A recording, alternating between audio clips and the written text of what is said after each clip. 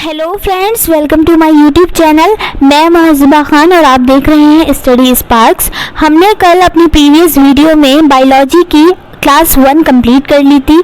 अब हम यहाँ पर आज करने वाले हैं क्लास सेकंड। तो यहाँ पर हमारा जो पहला टॉपिक जो हमारा चल रहा था वो था हमारा पाचन यानी कि डाइजेशन। उसके बारे में हम डिस्कशन वहाँ पर भी कर रहे थे। यहाँ पर भी हमारा जो टॉपिक है वो आपका वही है, आपका डाइजेशन। एंड यहाँ पर हम पाचन नाल से रिलेटेड डिस्कशन यहाँ पर करने वाले हैं। मैं आपको एक बात क्लियर कर दूं कि यहाँ पर हम कंप्लीट एनसीईआरटी कर रहे हैं। वो आपकी 6th क्लास की हो सकती है, 7th क्लास की है एंड 8th क्लास की है, बल्कि 10th क्लास तक ये आपको टच कर जाएगी। क्योंकि अब जिस तरह से सीटेट का पेपर एडवांस होता चला जा रहा है उस तरीके से हमें अपनी प्रिपरेशन को भी और अच्छे तरीके से करना है। इसीलिए हम लोग यहाँ पर बहुत अच्छे तरीके से अपनी प्रिपरेशन कर रहे हैं। चलिए वीडियो को स्टार्ट करते हैं। तो द टॉपिक इज़ पाचन नाल। ठीक है, तो पाचन नाल के बारे में अगर हम यहाँ पर डिस्कशन करें तो पाचन नाल क्या है। सबसे पहले तो यहाँ पर एक डायग्राम बना हुआ आप देख सकते हैं। यहाँ पर बना हुआ एक डायग्राम, यहाँ पर जीवा यानी कि आपकी जीभ के बारे में है। ग्रसिका, ग्रसिका के बारे में मैंने आपको कल बताया था। ग्रसिका है, ये जा रही है ग्रसिका। ये आपका आमाशय है जिसको आप स्टोमक बोलते हैं। फिर आपका आ जाता है लीवर। लीवर के अंदर क्या होता है, आपका पित्त रस का निर्माण होता है। पित्त रस का निर्माण होता है एंड फिर वो पित्त रस जो बनता है वो आपका कहाँ जाता है, वो आपका जाता है आपके पित्ताशय में। और पित्ताशय आपका कहाँ है, यहाँ होता है, लीवर के नीचे होता है। ये हो जाता है आपका यकृत। ठीक है, ये आपका अग्नाशय है, पैनक्रियाज है, इसमें किसका निर्माण होता है, इसमें आपका अग्नाशय रस का निर्माण होता है। इसी तरीके से थोड़ा बहुत इसको समझ लीजिए। और यहाँ पर एक चीज़ होती है, आप अपना अगर आप अपना मुख खोलेंगे और जब आप देखते हैं तो एक चीज़ आपको इस तरीके की कुछ लटकती हुई नज़र आती है। वो क्या होती है उसके बारे में भी हम यहाँ पर डिस्कशन करने वाले हैं। तो आ जाते हैं नेक्स्ट स्लाइड पर।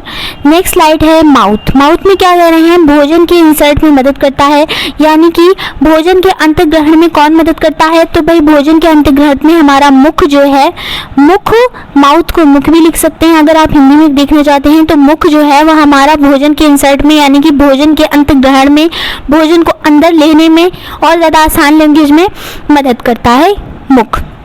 नेक्स्ट स्लाइड आ जाती है आपकी बकल कैविटी। ठीक है, बकल कैविटी यानी कि आपकी हिंदी में हो गई आपकी मुख गुहा।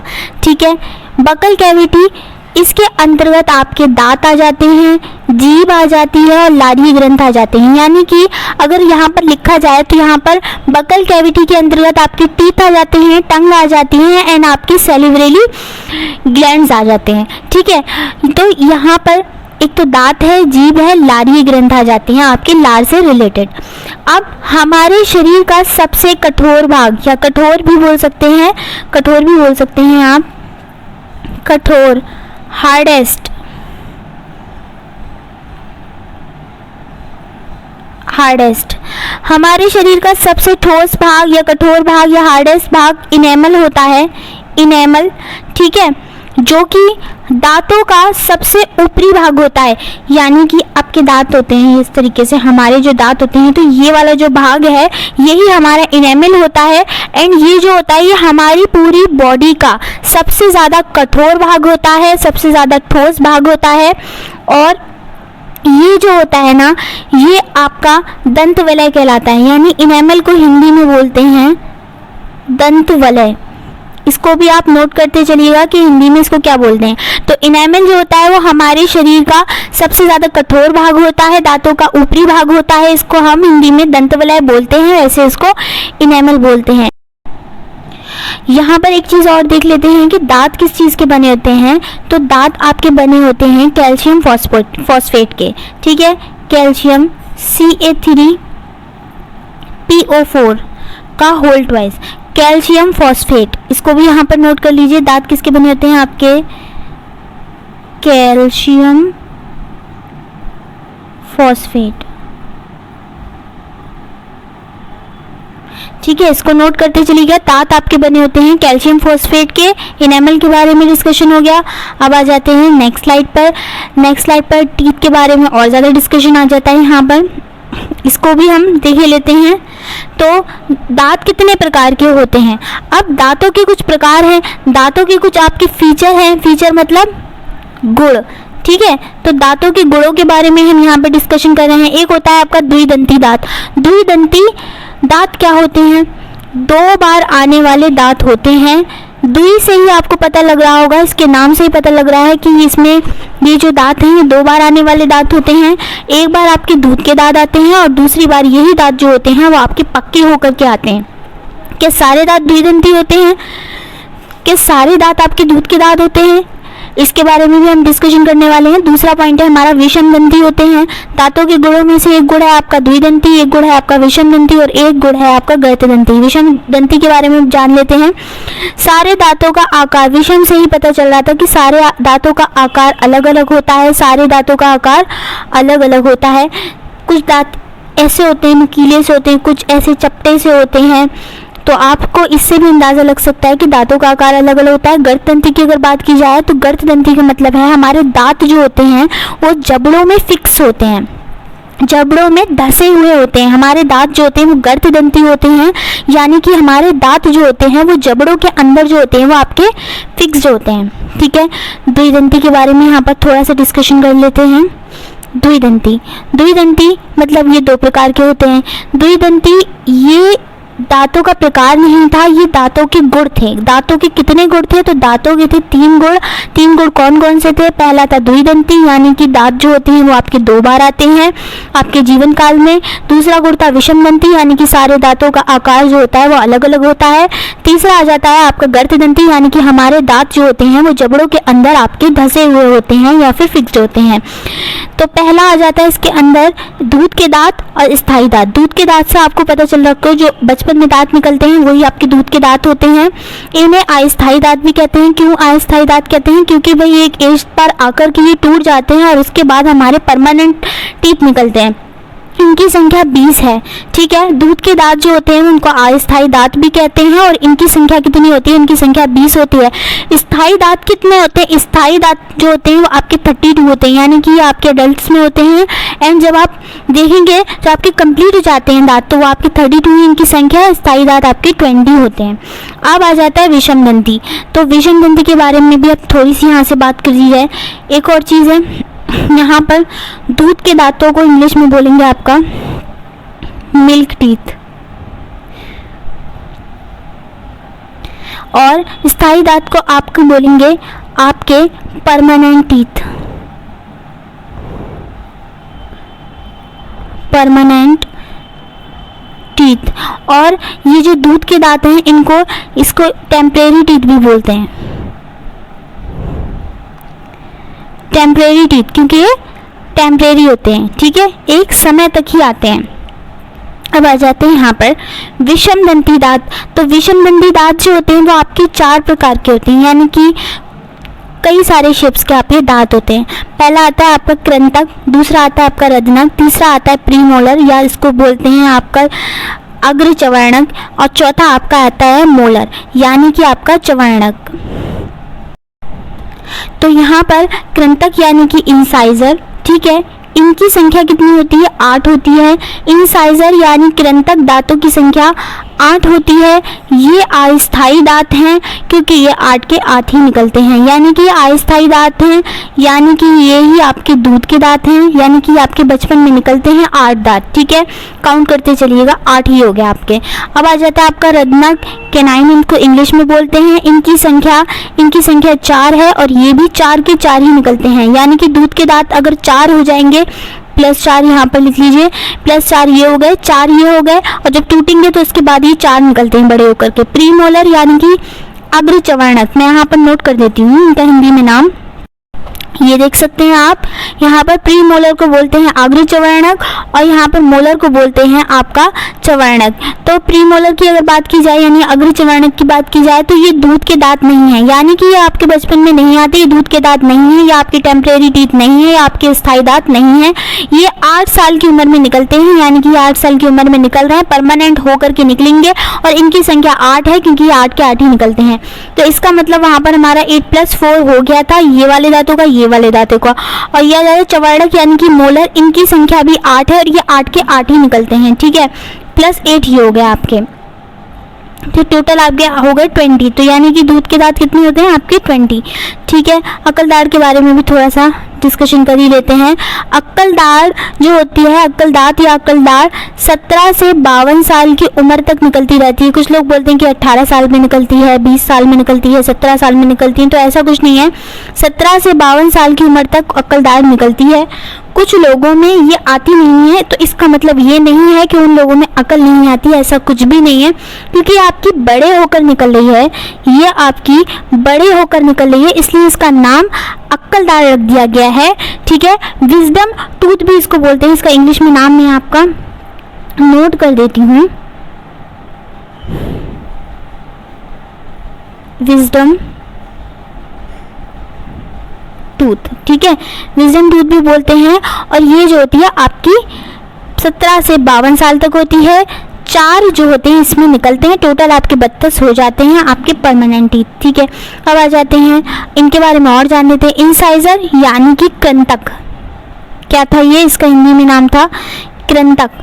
कैनाइन यानी कि रदनक, रदनक। और प्रीमोलर यानी कि अग्रचवर्णक, अग्रचवर्णक। और इसको क्या बोल रहे थे, चवर्णक, ठीक है। इंसाइजर की बात की जाए तो ये काटने वाले दांत होते हैं, ठीक है। कैनाइन की बात की जाए तो ये आपके फाड़ने वाले दांत होते हैं, इस तरीके के शेप के। और प्रीमोलर की बात की जाए तो ये आपके चबाने वाले दांत होते हैं, और मोलर भी आपके चबाने वाले दांत होते हैं। इंसाइजर आपके काटने वाले दांत होते हैं, कैनाइन आपके फाड़ने वाले दांत होते हैं, प्रीमोलर आपके चबाने वाले दांत होते हैं, मोलर आपके चबाने वाले दांत होते हैं। अब आ जाते हैं नेक्स्ट स्लाइड पर, जीभ के बारे में यहाँ पर कंप्लीट डिस्कशन हम करेंगे। तो जीभ के बारे में यानी कि टंग के बारे में, ठीक है। तो जीभ के बारे में जो हमारा पहला पॉइंट है वो क्या है, हमारा सैलिवरी ग्लैंड, ठीक है, लारीय ग्रंथि।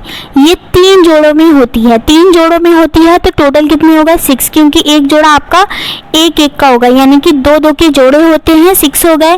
पहली होती है कर्णमूलीय, इसमें भी 2 होंगी, ये कानों के नीचे होती हैं, एक कान के नीचे, एक कान के नीचे। और ये सबसे बड़ी ग्रंथि है। अगर लारीय ग्रंथि में सबसे बड़ी ग्रंथि पूछी जाए तो आप बताएंगे कि वो कर्णमूलीय ग्रंथि है, ठीक है। कौन सी ग्रंथि है, वो आपकी कर्णमूलीय ग्रंथि है। उपजबड़ा, ठीक है, इसके बारे में, या उपजबड़िए भी बोलते हैं, इसको क्या बोलते हैं, उपजबड़िए भी बोलते हैं या उपजबड़ा भी बोलते हैं। और ये होती है जबड़े के नीचे पाई जाती है, दोनों साइड के जबड़ों के नीचे पाई जाती है, क्योंकि ये जोड़ों में पाए जाते हैं, ठीक है, जबड़ों में ये पाई जाती हैं। अब आ जाता है आपका उपजीवा। उपजीवा ये जीभ के नीचे होती है और सबसे छोटी ग्रंथि भी है। अगर लारीय ग्रंथि की सबसे छोटी ग्रंथि की बात की जाए तो वह आपकी उपजीवा है, सबसे बड़ी लारीय ग्रंथि की बात की जाए तो वह आपकी कर्णमूलीय है, ठीक है। और यहाँ पर एक पॉइंट ये भी है, गलसुआ एक कर्णमूलीय ग्रंथि का संक्रमण है, ये आपको पता होना चाहिए, कभी कभी क्वेश्चन में पूछ सकता है कि गलसुआ क्या है। तो गलसुआ, जिसको इंग्लिश में गलसुए को बोलते हैं, यहाँ पर आप नोट कर सकते हैं, मम्प्स, ठीक है। गलसुआ एक कर्णमूलीय ग्रंथि का संक्रमण है, ठीक है। यहाँ पर डायग्राम में भी आप देख करके समझ सकते हैं। तो यहाँ आप देख सकते हैं, एक और चीज़ है यहाँ पर, इसको भी थोड़ा सा समझना पड़ेगा आपको। मैंने डायग्राम को जूम कर लिया है, यहाँ पर आप देखेंगे, यहाँ पर आप देखिए, ये देखिए कि जो हमारी जीभ है, हमारी जीभ का जो सबसे आगे का ये वाला पार्ट है, ये वाला पार्ट होता है, ये हमें स्वीट के बारे में बताता है। मतलब इसमें स्वाद के बारे में अगर बात की जाए तो स्वाद, मीठे का स्वाद आएगा तो हमारी जीभ का ये वाला जो पार्ट है ये बताएगा कि स्वाद कैसा है। और ये वाला जो पार्ट है, ये वाला पार्ट, ये वाला पार्ट, ये पूरा पार्ट, इसको आप, इससे आपके पता चलेगा कि कौन सा पार्ट जो है आपका नमकीन है। इस वाले से सॉल्टी यानी कि नमकीन, नमकीन के बारे में बताएगा, सही है। और ये वाला पार्ट सोर यानी कि खट्टा, ये बताएगा आपके खट्टे का टेस्ट देता है। और सबसे लास्ट वाला जो होता है वो आपको होता है बिटर यानी कि कड़वा, ठीक है, ये आपको पता होना चाहिए। इस तरीके से क्वेश्चन पूछे जा सकते हैं। कई बार इस तरीके से क्वेश्चन पूछा जा चुका है, लेकिन अब लेवल बहुत एडवांस हो गया है। ये चीज़ें तो मोस्टली लोगों को पता होती हैं, लेकिन तब भी आप लोग इसको एक बार नज़र में रखिएगा, क्योंकि कुछ भी पता नहीं है कि पेपर में क्या पूछ लिया जाए, हो सकता है यही पूछ लिया जाए। ठीक है। और यहाँ पर एक जो चीज़ है ना, ये भी आपकी देख रही है, ये होती है आपकी उपजीवा, और ये भी बहुत इंपॉर्टेंट है। ठीक है। ये एक रास्ता बनाती है, ठीक है, श्वास नली और भोजन नली मुख गुहा के बीच का। इसका काम क्या होता है, ये आपका जब भोजन आपके मुख में जाएगा तब ये क्या करती है, ये एक ढक्कन की तरह काम करती है, एक कवर की तरह काम करती है। ये नासा गुहा में आपके भोजन को जाने से बचाती है। कभी कभी आप देख सकते हैं, आप जल्दी जल्दी में खाना खा लेते हैं या पानी पी लेते हैं जल्दी जल्दी में, तो अचानक से फंदा लग जाता है, खांसी आ जाती है और नाक से पानी आने लगता है। तो वो उस कंडीशन में ये वाला जो प्रोसेस है ना, ये हो नहीं पाता है सडनली, इसीलिए इस कंडीशन में ऐसा हो जाता है। ठीक है।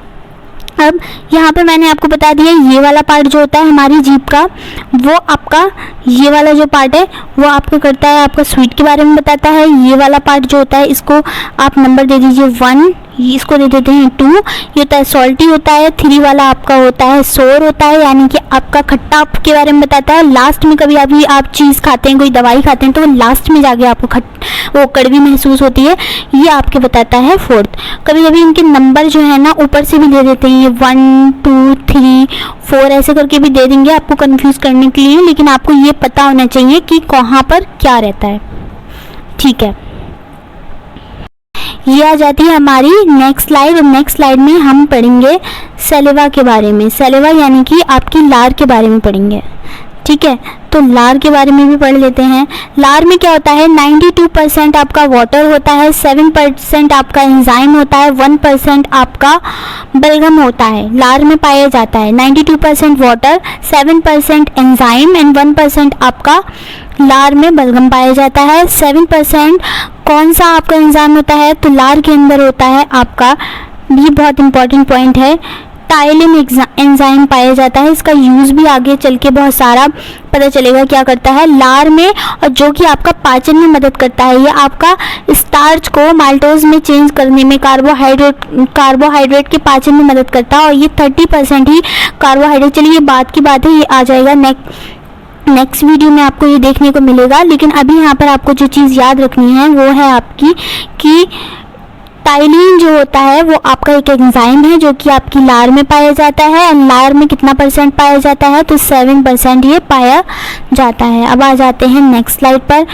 पेरिक्स यानी कि ग्रासनी यानी कि ग्रसनी भी बोल सकते हैं आप इसको। ठीक है। ग्रसनी के बारे में, ये एक संयुक्त रास्ता है श्वास नली, भोजन नली, भोजन 2 बार लिख गया है, भोजन नली और मुख गुहा के बीच का। ठीक है। ये जो है वो एक रास्ता है, इस तरीके से ये एक रास्ता है, और ये उपजीवा जो है नासा गुहा में भोजन जाने से रोकता है, यानी कि वही चीज़ जो हमारे गले के अंदर लटकती होती है। ठीक है। वो भी बहुत ज़्यादा इम्पोर्टेंट चीज़ होती है। यहाँ पर भी आप डायग्राम में देख सकते हैं, यहाँ पर मुख दिया हुआ है, यहाँ पर मुख ग्रसनी के बारे में बताया गया है, और भी कई सारी चीज़ें हैं। अब आ जाते हैं यहाँ पर नेक्स्ट स्लाइड पर आपका आ जाता है ग्रास नली। खाना ग्रास नली में मांसपेशियों में लय, संकुचन तथा शीतलन में आगे बढ़ता है, जैसे क्रमाकुंचन गति होती है। इस पॉइंट को आपको कैसे समझना है, तो इस पॉइंट को आपको समझने के लिए क्या करना होगा, देखिए खाना जो है जब आपके मुख में जाएगा, ठीक है, तो वो मांसपेशियों की में लय और संकुचन, मतलब एक लय में ऊपर नीचे इस तरीके से जाएगा दोनों साइड से। मतलब ये मान लिया आपकी श्वास नली है, मैं आपको बता देती हूँ। मान लिया ये आपकी जो है ग्रास नली है, सॉरी श्वास नली बोली, श्वास नली में खाना चला गया, पता नहीं क्या हो जाएगा। तो ये है आपकी ग्रास नली, इसमें आपका जा रहा है, ये खाना आ रहा है, तो ये इसको इस तरीके से करेगी, मतलब ये दोनों आपस में मिलकर के इसको ऐसे अंदर ही अंदर करेंगे, नीचे भी जाते जाएगा, ऐसे होता जाएगा, तो एक लय बन जाएगी। वहाँ पर लय में तरीके से होगा, संकुचन होगा, शिथिलन होगा, बार बार ये प्रक्रिया होगी, एक लय बन जाएगा खाना, और क्रमाकुंचन गति इसको बोलते हैं। आमाशय की बात की जाए तो आमाशय जो है पेट की दीवारों में जठर ग्रंथियाँ होती हैं। आमाशय में जठर ग्रंथि जठर रस का प्रवाह करती है। आमाशय में जो होती है जे शेप का ऑर्गन पाया जाता है। और जठर ग्रंथि क्या करती है, आपकी जठर रस का प्रवाह करती है, ठीक है। और जठर रस के अंदर क्या क्या होता है, तो इसको भी आप नोट कर लीजिएगा कि जठर रस के अंदर, यहाँ पर जठर रस के अंदर आपका होता है एक HCl होता है, हाइड्रोक्लोरिक एसिड। HCl आप जानते हैं कि हमारे स्टोमक में यानी आमाशय में पाया जाता है, और इसकी अधिक मात्रा हो जाती है तो भाई हमें एसिडिटी की प्रॉब्लम हो जाती है, एंटासिड हमें लेना पड़ता है, उसके बारे में हम बता सकते हैं। HCl होता है कितना तक होता है, 1.3 से इसका 1.8 इसकी pH वैल्यू होती है, ठीक है, pH वैल्यू। और यहाँ पर इसके साथ ही साथ एंजाइम होता है, एंजाइम भी होता है। और ये किसके अंदर होता है, जठर रस के अंदर। और बलगम भी होता है आपका, ठीक है, बलगम भी होता है, इसको नोट कर लीजिएगा।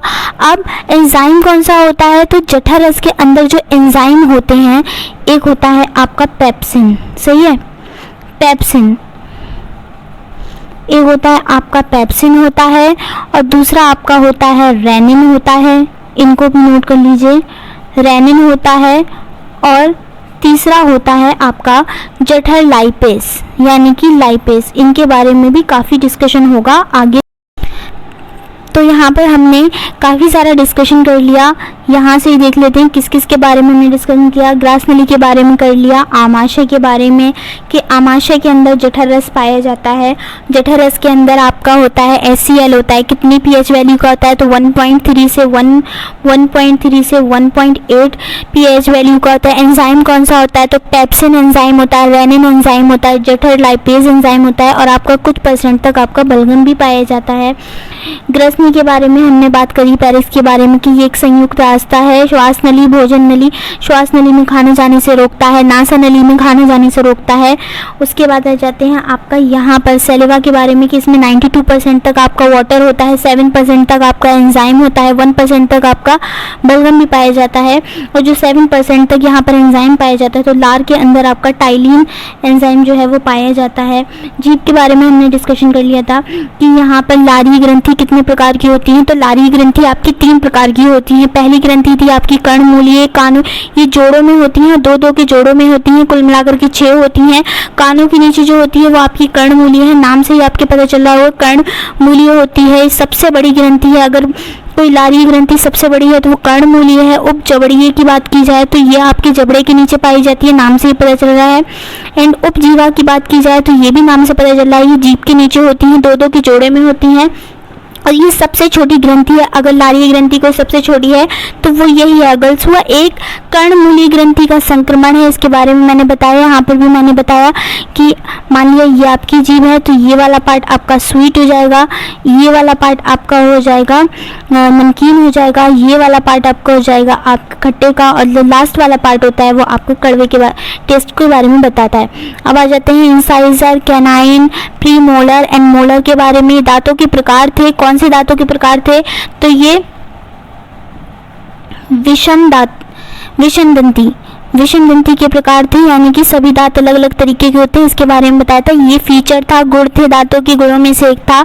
इंसाइजर काटने वाले होते हैं, कैनाइन आपके फाड़ने वाले होते हैं, प्रीमोलर आपके चबाने वाले होते हैं, मोलर आपके अगेन चबाने वाले होते हैं। अक्ल दाढ़ के बारे में मैंने आपको बताया था कि 17 से 52 साल की उम्र तक आपकी निकलती है, और कुछ लोगों में ये नहीं भी निकलती है। यहाँ पर आ जाते हैं विषम दंती दांत 4 प्रकार के होते हैं।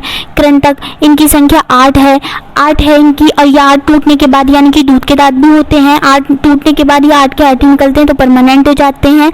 रत्नक की बात की जाए, कैनाइन की बात की जाए, इनकी संख्या अभी 4 है और ये 4 के 4 ही निकलते हैं। प्रीमोलर यानी कि अग्र चवर्णक की बात की जाए तो अग्र चवर्णक की संख्या 8 है, लेकिन ये दूध के दांत नहीं है, ये आपके निकलते हैं तो परमानेंट होकर के निकलते हैं, 8 साल की उम्र में निकलते हैं। मोलर यानी कि चवर्णक की बात की जाए तो इनकी संख्या अभी 8 है और ये भी 8 के 8 ही निकलते हैं।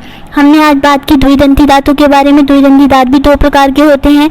कौन कौन से होते हैं द्विदंती? सबसे पहले तो ये आपका आ जाता है, ये गुड़ है, किसका? दांतों का गुड़ है। दूध के दांत होते हैं, इन्हें अस्थायी दांत भी कहते हैं, यानी कि इनको टेम्परेरी टीथ कहते हैं। इनकी संख्या 20 होती है। स्थायी दांत होते हैं आपके, स्थायी दांत होते हैं, यानी कि आपके टेम्परेरी नहीं परमानेंट टीथ होते हैं, इनकी संख्या आपकी 32 है। अब आ जाते हैं टीथ के बारे में। यहाँ पर सारा बता दिया था। गर्तदंती के बारे में भी देख लीजिएगा आप। गर्तदंती यानी कि हमारे दांत जो होते हैं वो हमारे जबड़ों में फिक्स होते हैं। बकल कैविटी के अंतर्गत दांत आ जाता था, आपका जीभ आ जाता था और लारी ग्रंथ आ जाता था। इन तीनों के बारे में हमने बकल कैविटी के बारे में फुल डिस्कशन किया है यहाँ पर। और हमारे शरीर का ठोस भाग यानी सबसे कठोर भाग, हार्डेस्ट भाग जो होता है वो इनेमल होता है। इनेमल को अपने दंत वलय हिंदी में बोलते थे और इसी दांतों का सबसे ऊपरी भाग होता है। ठीक है, भोजन को इंसर्ट करने में मदद कौन करता है? तो भोजन को इंसर्ट करने में आपका माउथ मदद करता है। फिर आ जाते हैं आपने पाचन नाल के बारे में हमने यहाँ पर कंप्लीट डिस्कशन किया है। अगर आप मेरे चैनल पर नए हैं तो प्लीज़ मेरे चैनल को सब्सक्राइब कर दें, लाइक कर दें, शेयर कर दें, कमेंट कर दें एंड साथ ही बेल आइकन को भी प्रेस कर दें ताकि आने वाला मेरा कोई नया नोटिफिकेशन आप लोगों तक पहुँच सके। केमिस्ट्री की क्लासेस भी स्टार्ट कर दी गई हैं। इंशाल्लाह आज केमिस्ट्री की क्लास 2 जो है वो अपलोड कर दी जाएगी। आई होप आपको मेरी वीडियो पसंद आएगी। एक लाइक ज़रूर बनता है एंड कॉमेंट सेक्शन में आकर एक बार ज़रूर बताइएगा आपको मेरी वीडियो कैसी लगी है।